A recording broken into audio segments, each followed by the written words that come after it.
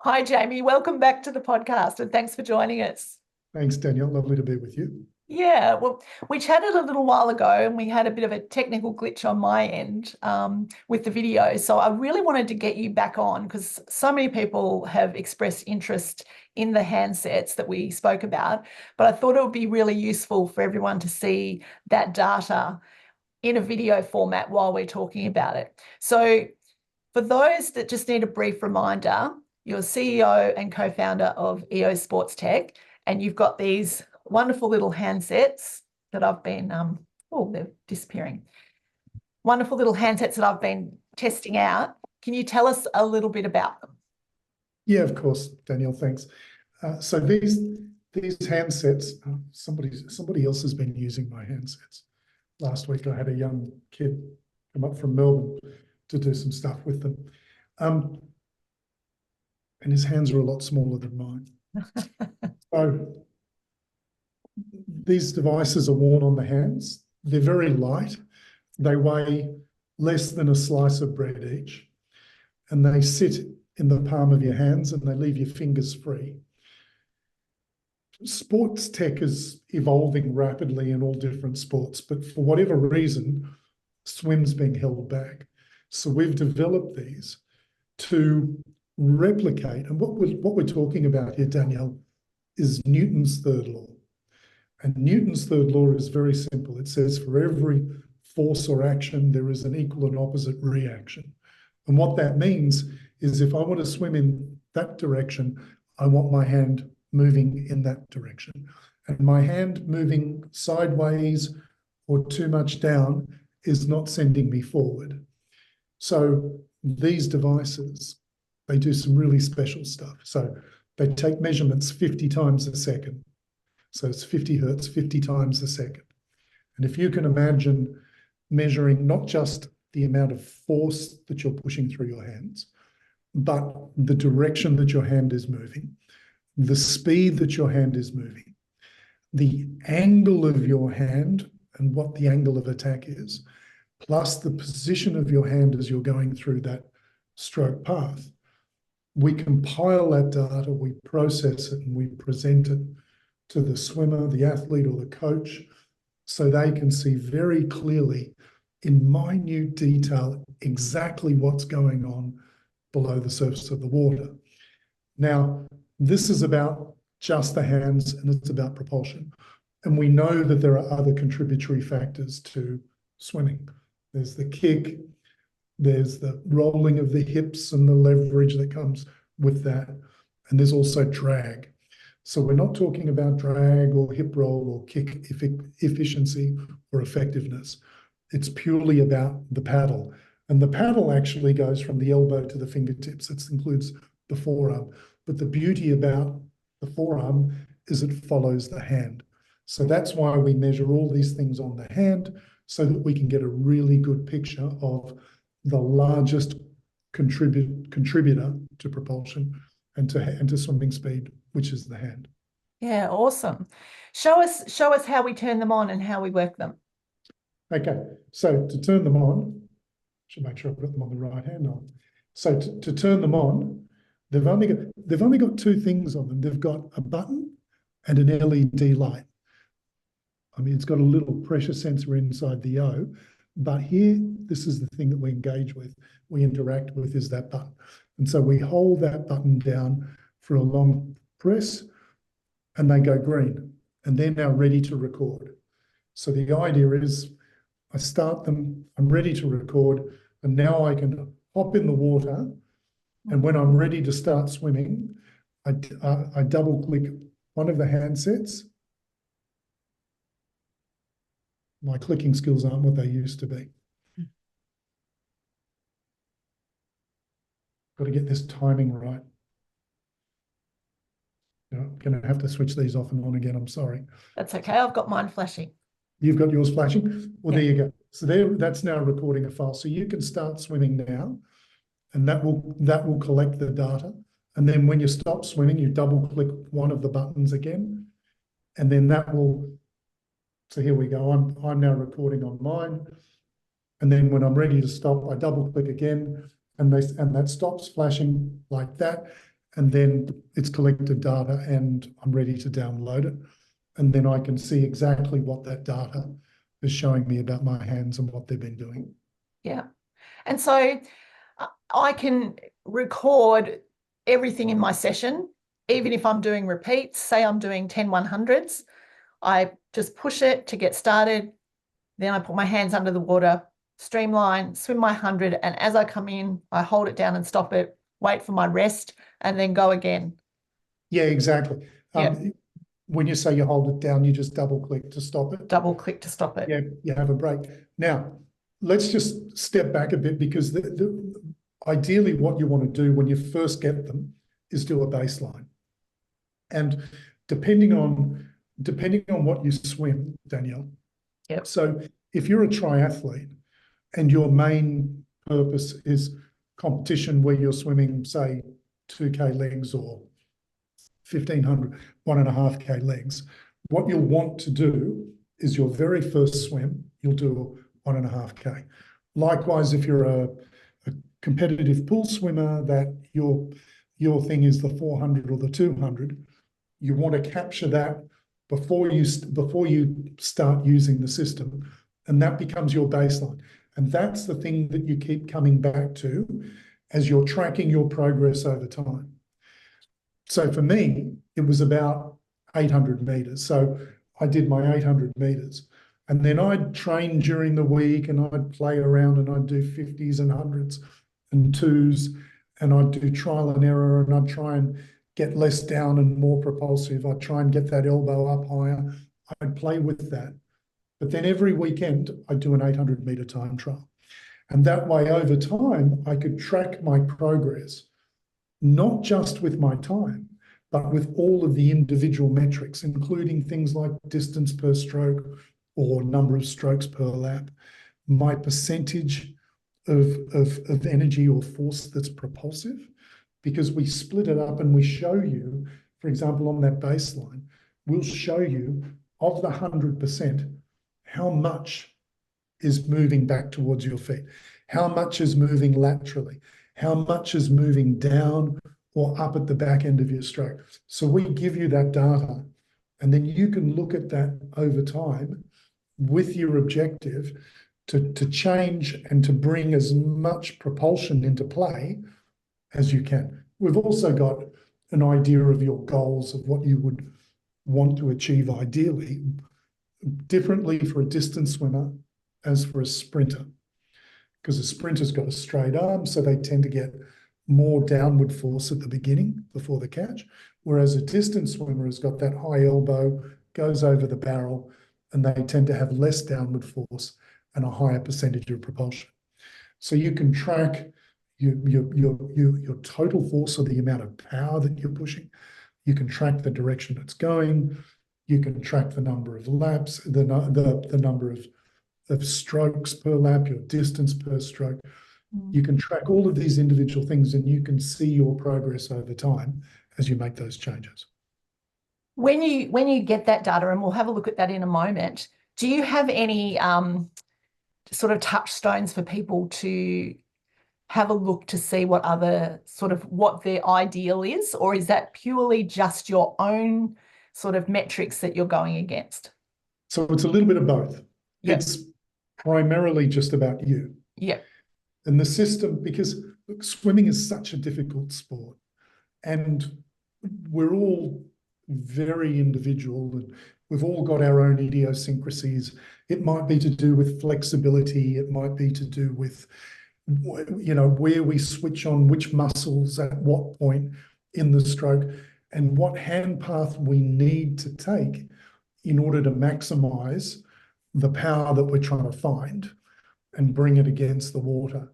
So as much as people say to me, oh, gee, Jaimie, can you show me an Olympian's hand path and I'll copy that? I say, no, you don't want to do that. This is primarily about you against you. Yes. It's not about you comparing to somebody else. So look, take my force profile is sensation, right? My force profile is probably better than most Olympic swimmers. My times are absolute rubbish. And the reason is because I have a kick that does absolutely nothing, and I have horrendous body drag. So I have to make up for my terrible body position and my lack of core strength and my lack of overall swimming ability by having a much better stroke or propulsion, if you like. So when I look at Kyle Chalmers, and I was with Kyle the week before the Olympic trials, when I look at the amount of force that he's pushing and where that force is being applied, it's frankly considerably less than I do. But, you know, I mean, I also watched him do a 50 meters with a kickboard in 32 seconds. Yes. Now, the good news for me is when I use a kickboard, I don't go backwards. Quite a lot of swimmers go backwards with a kickboard. The bad news is I hardly move forwards. So there are all these other external factors that come into play. But when it comes down to me looking at me and my data and comparing over time and making changes and looking at the outcome of those changes, that's what this is about. So having said that, though, when we do look at what we call the force field, which is how we break those forces up in percentage terms, we have a pretty clear idea of what everybody should be aiming for. And it is slightly different for a sprinter to a distance swimmer. And so when I have my one-on-one sessions that I do with our customers who buy the stuff, buy the tech, and then they go and use it, and then they want a little bit of help in interpreting it. So we set up these Zoom calls and share screen and go over it, and I show them, I walk them through it. Invariably, I can talk to them about what their objective should be in the force field based on whether they're a sprinter or a distance swimmer. Yeah. I mean, it's intriguing because obviously I used it probably 6-7 weeks ago when we first spoke. And the feedback you gave me then made me think a lot about what I was doing with my stroke. And there was a lot of downward push.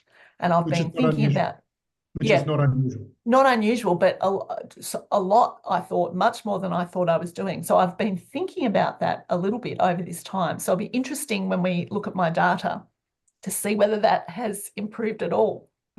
Well, Danielle, the bottom line is, if you can, because I in the time I spent in the US last year, going around and talking to a lot of NCAA coaches and swimmers and doing demos and looking at data, I was blown away by the amount of NC2A swimmers who didn't have much in the way of propulsion, and they had way too much downward force. A lot of them, more than half of their total energy expenditure is the hand pushing down. And there are a bunch of reasons why this can happen, and some of it is as simple as, you know, we know from a middle distance or a distance swimmer, we know that you want to get that high elbow catch and go over the barrel. I mean, it's pretty basic. But you'd be amazed at the amount of these guys where their first move is actually a drop of the elbow. And the moment that elbow drops, that hand has got to push down further. And that in itself is a massive contributor to having too much downward force. Instead of that elbow kicking, you know, at the end of the glide and kicking to get that catch. Yes. It goes the other way, and the ramifications of that are severe. Yeah. And I think actually looking at sort of older athletes, so sort of like master swimmers, I think a little bit of that is also shoulder flexibility. So that sort of comes into it as well, because when you're getting that early, I know I'm disappearing in here, early vertical forearm, it actually decreases the space in the shoulder capsule. So it is a lot harder for inflexible older athletes to actually get into that sort of position. So I think this kind of data is really, you know, great to have, because they know that then maybe they need to work a little bit on that shoulder flexibility and getting into the right position so they're not hurting their shoulder. Look, no question. And it reveals all this stuff and it stresses. And you'd be amazed at the gap that exists between what my brain thinks I'm doing and what I'm really. That's true. It's terrifying. I had a guy in Bergen in Norway tell me, oh, look, our hand path's no good because it says He said to me, it says that my hand is going into the glide across my body like this. And I know, he said, I know I'm gliding straight. And he went and invested in a GoPro camera with a little cradle and a suction cup that he stuck against the end of the lane and swam towards it. And he contacted me absolutely horrified, because when he saw himself on video, the hands were coming into glide like this. And in his mind, he was absolutely certain that it was straight. Yeah. And this happens quite a lot, where the brain's saying one thing, but the body's doing another. Yeah, it's very interesting, isn't it? Very interesting. I'll share my screen with you and we can have a bit of a look at what you're looking at here is a summary. It's a summary at the top, and it tells you where the pool is, what the distance you swam, the pool length, the time it took, total number of strokes, your average stroke rate, your distance per stroke, and your force per stroke. So that's just a swim summary. And then you're looking at the 2 laps down the bottom. The orange is your left hand, the blue is your right. So you can see you're actually got a dominant left hand. You're pushing more force through your left. And then the green line on top, that's your stroke rate. And if you hover your pointer above the green line, see your stroke rate on lap 2 was 36. Then you go to lap 1, move a bit further over, and you were stroke rate of 40. So as you said, you were sort of pushed more on lap 1, and then you slowed down on lap 2. So that's total force. Now, if you click on force field, on the tab force field, this is where we get to see where those forces are being applied. And so we're looking at lap 1, we've got both hands switched on, and you can see that you're only getting a third of your energy as propulsive. More than half of it is pushing down, and the rest is split primarily laterally. You've got more force pushing to the right direction than you do to the left, so you're 8.3 in the right direction and 4.7 in the left. I would hazard a guess that that is your left hand. So that's for both hands combined. If you go and switch off the right hand down the bottom, please, on the left. If you switch that little, yep. And you'll see there, see the left hand is pushing to the right 14%. Your propulsion remains the same and your downward remains the same. So both hands are consistent propulsively and downward, but you've got a slight imbalance laterally. Mm-hmm. So let's have a look at your consistency and see what your consistency can tell us. Okay.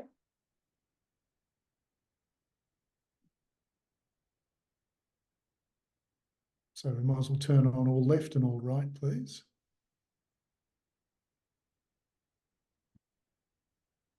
Okay, so you can see, in fact, could you switch off the right, please? And we'll just look at the left.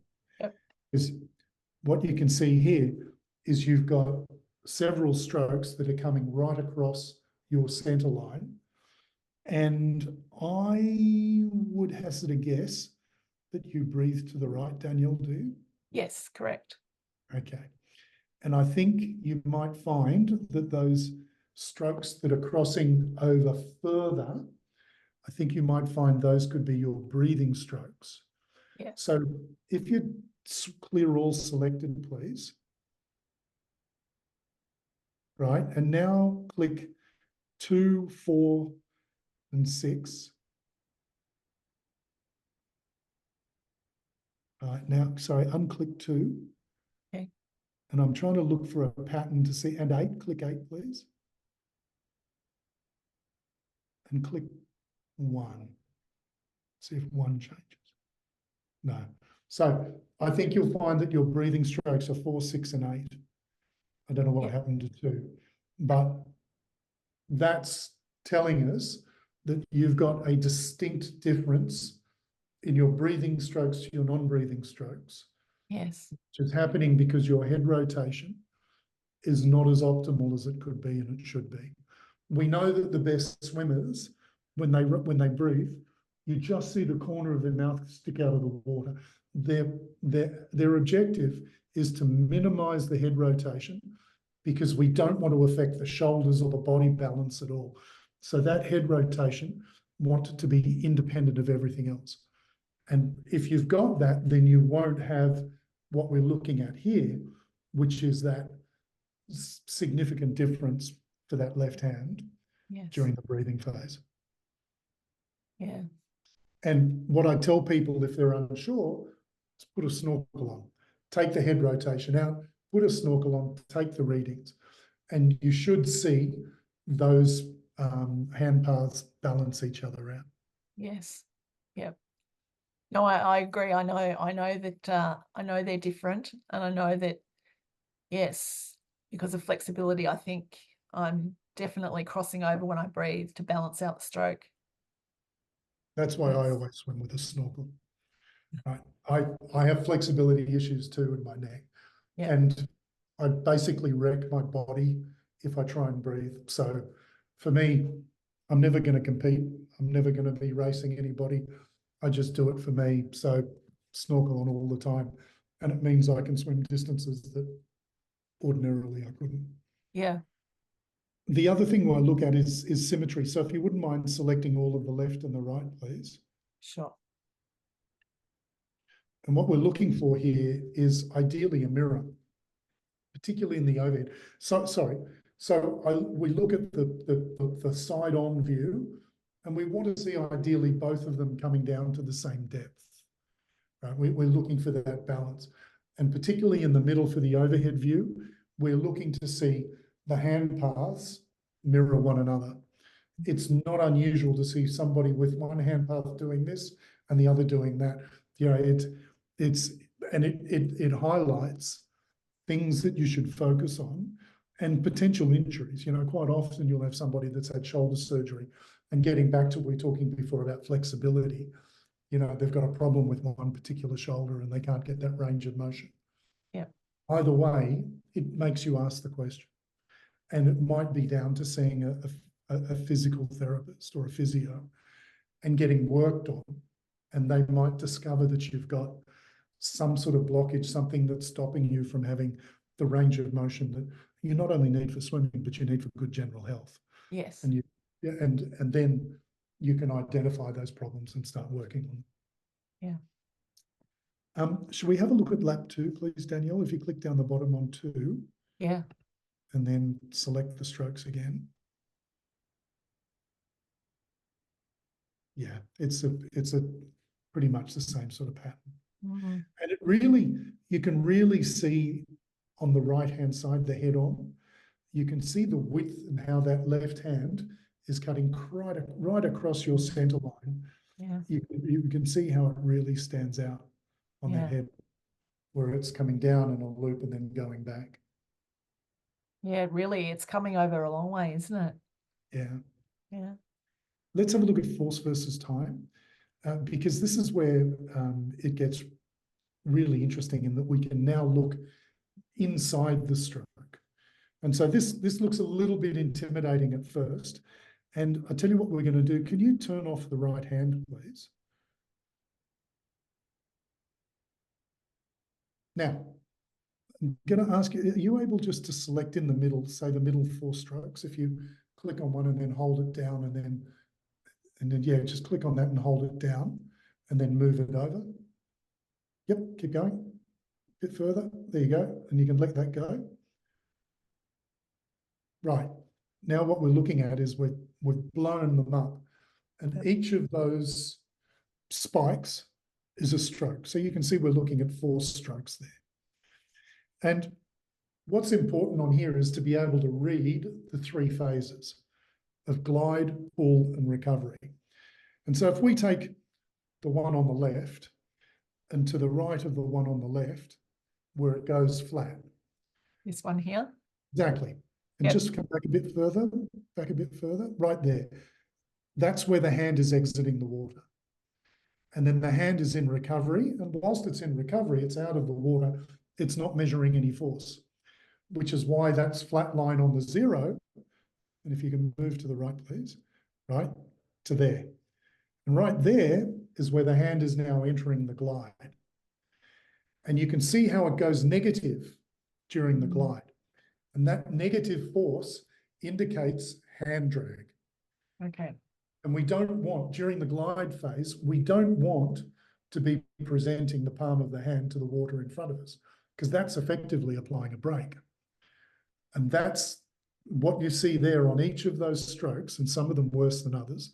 Yes. So the one before you can see is the worst one. That's bad. Yep, Yeah. you've got a lot of hand drag there. Whereas the one sort of second from the right is the best one, where you've got that one there, you don't have that much.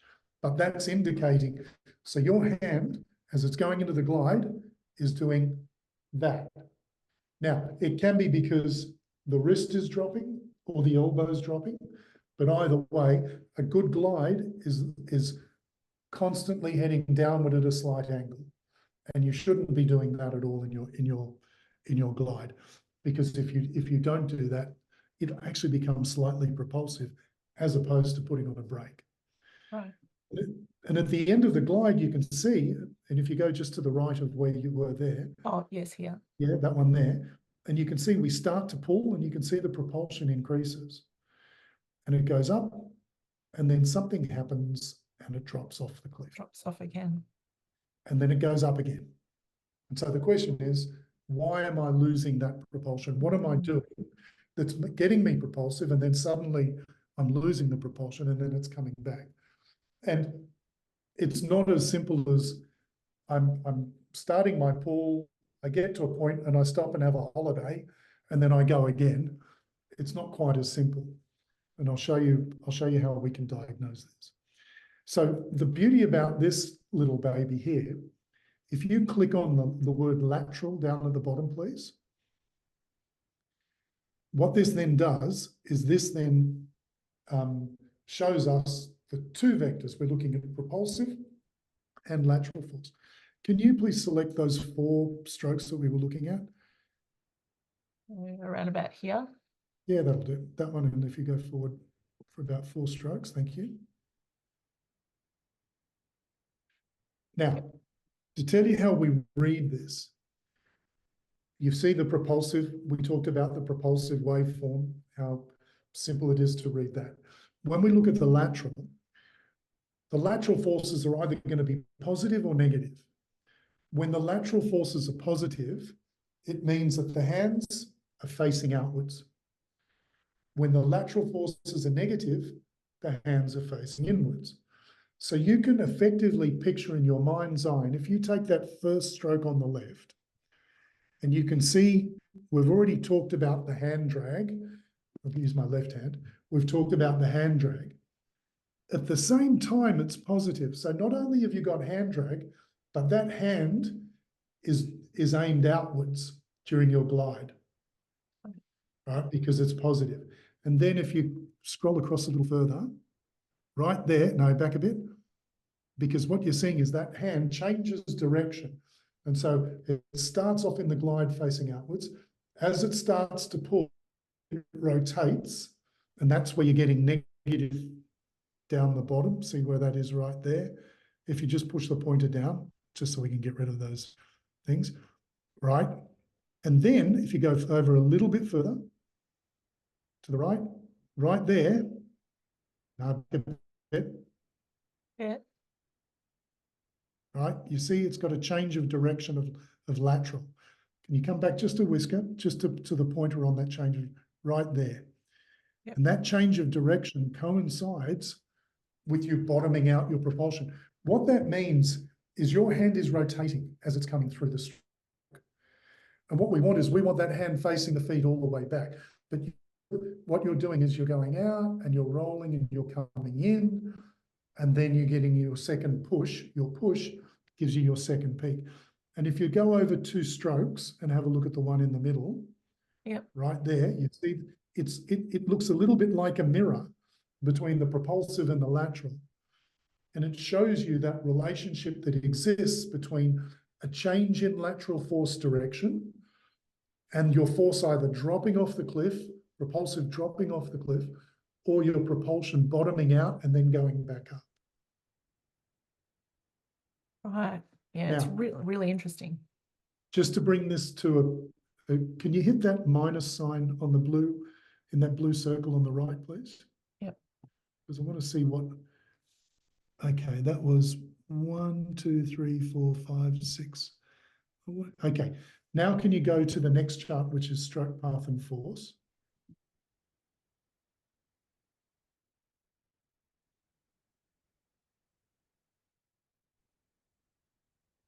You're a very slow internet there, Daniel. Here we go. Now, can you click on stroke 6, please, down the bottom? Just in the left? Yep. Yep. And click on the lateral on the right, a bit further to the right. And then on top of the stroke path, the hand path, so it's got side on, overhead, and head on. Click on overhead, please. So now what we're doing is we're bringing this all together, where we're going to see the hand path, we're going to see the forces that play in the direction, both propulsively and laterally. Now on the left-hand side, where it says time, there's a slider. And if you grab that red dot at the top of the time, if you click on that and hold it down and then start sliding that down, you can see on the hand path, that hand is moving where it is on the hand path. And we can see, right, what's going on here and where those forces are changing. So if we come back up, please, and what I want to do is select, I want to slide that slider down until that red line on the right coincides with the first peak. Okay. Right, which is a bit further. Bit further, you want to go to that peak. Oh, that next one up? Okay. Yeah, the peak right there. Okay, so on that hand path is where your force is about, your propulsive force is about to go through the floor. And you can see on that force chart, it not only drops, it goes to 0. Right? So in the middle of that stroke, you have no propulsion at all. Okay. So, and at that stage, where your hand is there on that hand path in the middle, you're generating inward force. So that hand is moving inwards. Right? And as it's moving inwards and it's facing inwards, see, that hand can move inwards and still face the back, or it can move inwards and face inwards. And it's facing inwards, which means it's generating that lateral force.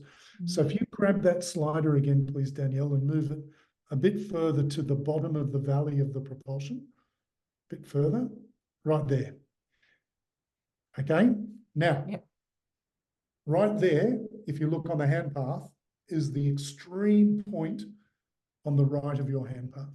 And now your hand path, and if you look at your lateral force, see the way your lateral force, it goes up and then comes back down, where we're on that peak of lateral. That's a change in direction. So that hand is doing that at that point. Yeah. Which marries up with the hand rotation. And then that point where you're at there on the hand path is effectively where pull becomes push. And that push gives you the second peak. Yeah. Yeah. Luckily, the push is a little bit stronger because Oh, otherwise I'd be in trouble. No, the push is good. But what your goal should be is to get rid of that propulsive valve. That dip. Exactly. Yeah. I know exactly what's happening there. I turn in. It's the old way we were taught, under the body, and what I'm doing is I'm moving the hand too far. And look, the beauty about this system is very small changes in that hand angle show up really clearly. Yeah. Because the impact is significant. You know, you'd be amazed that this really small change can have a devastating effect on your propulsion. Yeah. Right. It really does. It's about, once again, Newton's third law. If I want to go that way, my hand's got to be moving that way. And if you think about it, right, if you imagine maximum force, pushing maximum force through, at a certain point, your muscles can't cope, your body can't cope, and something has to give. And what gives is that hand just rotates, because if I move my hand like that, or if I move it, it's so much easier to move like that. I'm reducing the surface area, or even going halfway reduces the surface area. You slip, you lose water. And that's exactly what that is. It's telling you that you're slipping. Now, mostly it's about being aware of it, concentrating, doing it and doing it again, and having a look at the data and having a look at the output like this, and you'll see it improve and change. That's mostly what it's about. Sometimes with some people, it's about getting into the gym and doing dry land work and building up their muscles so that they can contain that. But it shouldn't be. It should be more about, I mean, I'm talking for us non-elites, right? It should be more about an awareness thing. And the other thing I've got to tell you, Danielle, the thing that really makes this system sing is when you take this and you put it at the end of the lane of the pool. Yes. You get in and you do 2 laps and you stand in the shallow end, and whilst you're in the water, you download it and you're looking at the force field. And the force field tells you you're 33% propulsive. And you think, okay, I'm now going to go again and I'm going to concentrate because I'm 51% down and 33% propulsive. I'm going to concentrate on transitioning and going from the end of the glide into that position very quickly, because that's my downward force. And I want that to be done quickly, efficiently, and effectively. So then I've got more propulsive time. And so you go and do another 2 laps and you concentrate on that. And then you stand in the pool and you download it again. It takes 5 seconds and you've got the data. And you think, oh, okay, I've gone from 33 propulsion, 51 down. Suddenly you're at 46% propulsive and 42% down. I'm going to go again and again and again. And you'd be amazed at how quickly you can get from 33 to 60% plus propulsion. Yeah. By concentrating on that. It's what we call the fast feedback loop. Yeah. It's that, as opposed to go and get the data, go home, load it, look at it, and then think, okay, tomorrow I'm going to go back and I'm going to do this, which still works. Yeah. And frankly, it's the way I did it. And I've dramatically changed my stroke by doing it. You know, I'd stop in a coffee shop on the way home and I'd have a look at my data. I'd have a coffee, look at my data, and then I'd go and I'd implement the change the next day. Yes. It just sort of takes longer. Whereas if you can do this with that fast feedback loop, get it to where you want to get to, and then it's about rinse and repeat, rinse and repeat, rinse and repeat. You end up with your muscle memory kicks in. Yeah. You ingrain it into your muscle memory, and then you go and look at the next. And that's the other thing. So many people think they can change multiple things at once. No way. No. One thing, focus on one thing, do it, and then move on to the next. Yes. Yeah, look, I think that having that biofeedback with the phone at the end of the pool is really good. I didn't do that either. I did it all. And then some of these may have been backstroke. I think they were. Some of them were backstroke, but I don't know which ones because I couldn't remember. So I think you'll see backstroke if you look at the consistency on any of them. The backstroke charts are very, very clearly backstroke. Yeah. And what you should do is when you upload the data to your phone, you select the stroke. Yes. So if you can do back, butterfly, and free. We can't do breaststroke yet. That'll come later this year. But if you want to do backstroke, it's not a problem. And then you upload it, you tell it it's backstroke, and then it'll show you all the principle's still the same. Yeah. Right. Newton's third law still remains the same. It's about that hand. You know, it's just in backstroke you want that hand. What you want is you want that hand facing your feet. You don't want it like that. You don't want it like that. You don't want it coming through like that or like that. You want it as flush as you can, heading towards your feet until you get near the end. And it's exactly the same principle. Yeah. Yeah, absolutely. Have we looked at all the charts? Did we look at stroke phases? I'm not going to bother you about stroke phases, because stroke phases tends to be for when you're looking for a 1/10 of a second to get into the qualifications for the Olympics. Sure. Right. Or when you're working with a biomech. I mean, you can click on it. It shows you some really, like, intricate data about exactly not just time, but percentage of time you're spending in each of the three phases. But I find it, I don't think it's that relevant for normal people and normal swimmers. Yeah. But apart from that, yeah, I think we've got pretty much everything. Yeah. I mean, it's an amazing system, and I think I certainly already got a lot from it just from using it. When you said breaststroke will be coming later in the year, because a few people have asked about that. Do you know when that's coming? No, I don't. And the reason is we detect at the moment it's about the stroke definition of hand entry and hand exit. And with breaststroke, we know that doesn't necessarily happen. Right. So we've got to reconfigure all the algorithms. It can be done. There's no question. It's not a question of can it or can't it be done. It's more a function of time and what have you. Can I share my screen with you? I want to show you something. Sure, of course. Let me pop this up. Can you see that okay? Yep. What I want to show you is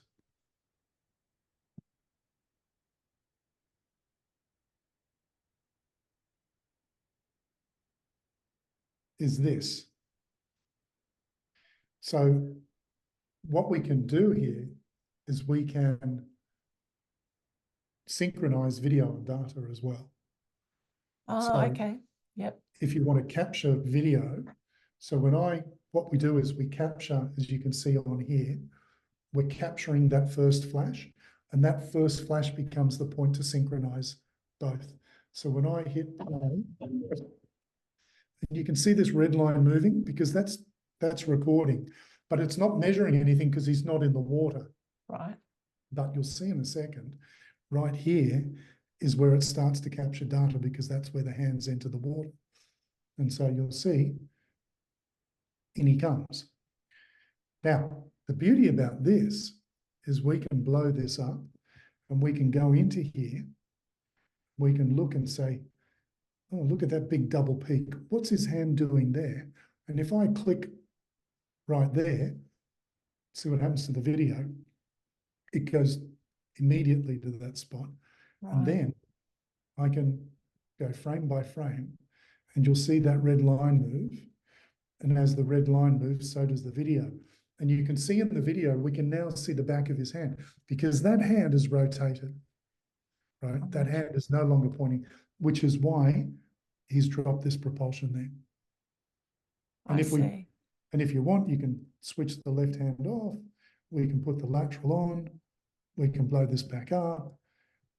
We can look at, again, if I come back here, you'll see here, it's now got that slight little bump there, is because that hand is just slightly facing outwards on the video. And then it's turning. It's going to turn here. And then as that's turning, that hand is now turning and coming in. We're now going to start to generate this lateral force inwards, as you see, right? At the same time as we're losing that propulsion. Right. Right. And then he comes back for his second peak right there. Now that hand is facing perfectly backwards right here as he's getting his maximum propulsion right there. And then if we want to see the left hand, well, I'll turn the right off, turn the left on, and then we'll look at lap 2 because he'll be going back the other way. And we might click there. And then lo and behold, now we can see what the left hand is doing as it's coming through from the other side.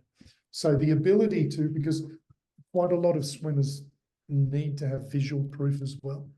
Yes. Right. We were talking before about the guy who thought that his hands were going straight.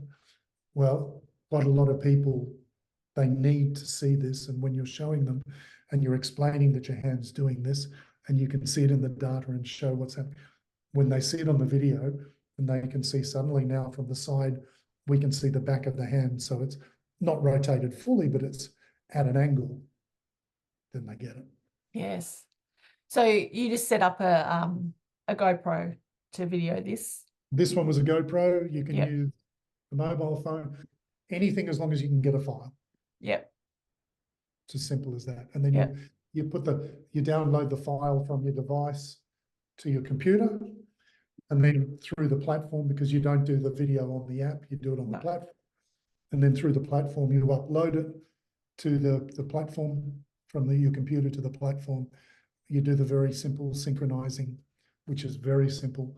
Like I said, it synchronizes to the flash. So if I take this back to the very beginning, right there, when we hit play, you can see it's flashing. And that's the synchronizing point, which then goes on there. It's super easy, and it's great for coaches and swimmers that want to get that extra dimension to it. Yeah, I mean, it's such valuable feedback. And as you say, you don't realize that those things are happening in your stroke. So to see it on the video, I think is for a lot of athletes are visual learners. So I think that is really, really important to go with the sports science advice as well. But the beauty about it is you can see very clearly, like this right hand has got double peaks, as you can see. Yeah. The left hand tends not to have the double peaks. No, interesting. That first peak is very small. It's a very different pattern. You can see very clearly that double peak. And so if you just had the video, you're not going to see that. No, exactly. You need both parts to fit together like a jigsaw. Yeah. You're not going to understand. But that's why also you can appreciate, that's why this chart here, when we were talking about this before, this chart here is the nearest we've got to doing a video without a video. Yes. Yeah, to be able to look at what that hand position is here. And again, here you can see, look, that hand is going to change direction laterally there. As it's changing direction, look what happens to the propulsion. Yeah. Right? And in this case, it's the right hand. Yours was the left hand sweeping in.